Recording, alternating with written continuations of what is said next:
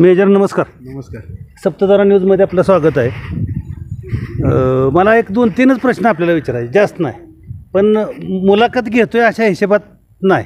म्हणजे आपण फ्री जसं बोलतो एकदम फ्री बोलायचं, टेन्शन काय घ्यायचं नाही, एकदम शिस्तीत.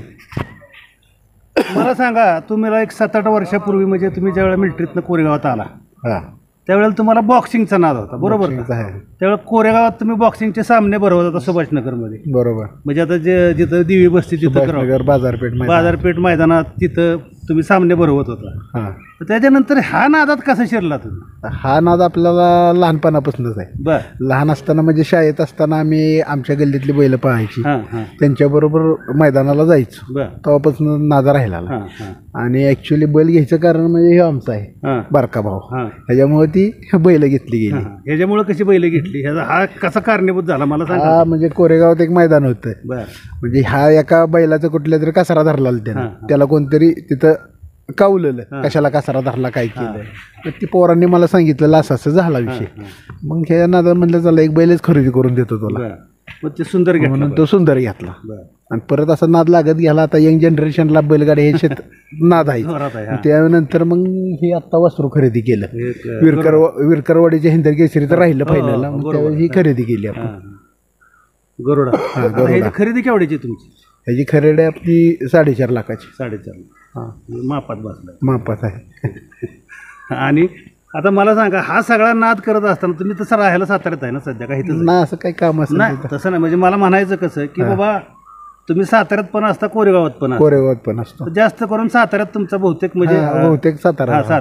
मग अड्ड्याचं हे नियोजन गाड्यांचं हे जर तिथनं फोनवर न करता कसं काय? नाही, ही सगळी टीम करते. ही टीम माझ्याकडे नियोजनच घेत नाही का. असं मला कोणाचा फोन आला तर मग तो या पोरांना फोन करा, आमचा पुतण्या आहे त्यांना फोन करायला सांगतो.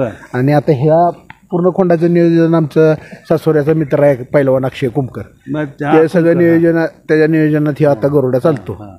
म्हणजे ते एक ही टीम त्यातला. आता मला कुठली जास्त 2-4 बैल सोडली तर या बैलगाडी क्षेत्रात मला काही जास्त माहित नाही. त्यामुळे ह्या पोरांना माहिती, ही सगळी टीम पोरांना कुठला बैल पळतोय, कोणावर पायरा करायचा, काय करायचं बरोबर करत असतील तुम्ही, त्याचा काही विषय नाही.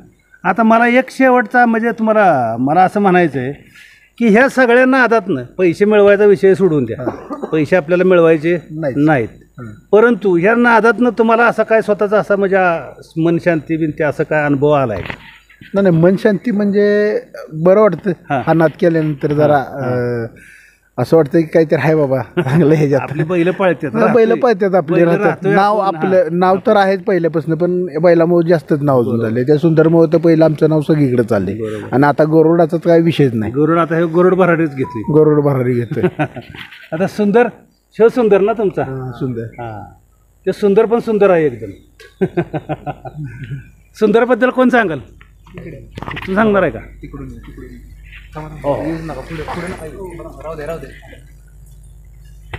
घेऊया.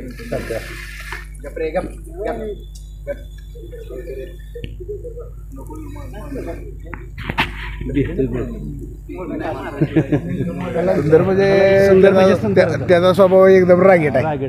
त्याला म्हणजे काय, तुम्हाला सांगू जेवढी माणसं आहेत तेवढी चालते. कसं आहे तुम्हाला सांगू का, बैल असा बैल असल्याशिवाय सुद्धा पळत नाही, हे पण लक्षात घ्या. बरोबर आहे.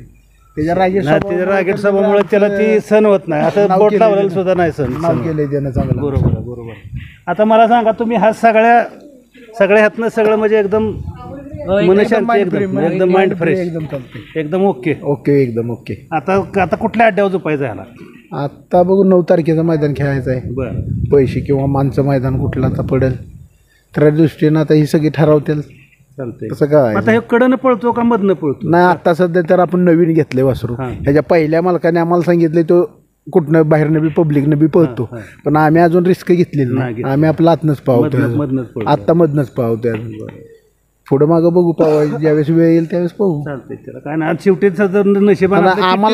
आम्हाला सुद्धा त्याची माहिती पाहिजे ना. बरोबर आहे सगळ्या गोष्टी. त्यामुळे आम्ही सुद्धा अजून आजमावायचं चाललंय त्याचं. आमचे बी 3 अड्डे झाले, 3 अड्ड्यात त्यानं गुलाल केला. मग काय विषय, फायनलचा मानकरी आहे तो.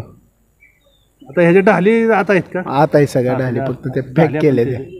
असं ती ढालीचं काय घेता येते शूटिंग आपल्याला, त्याची काय अडचण नाही. ठीक आहे, नमस्कार.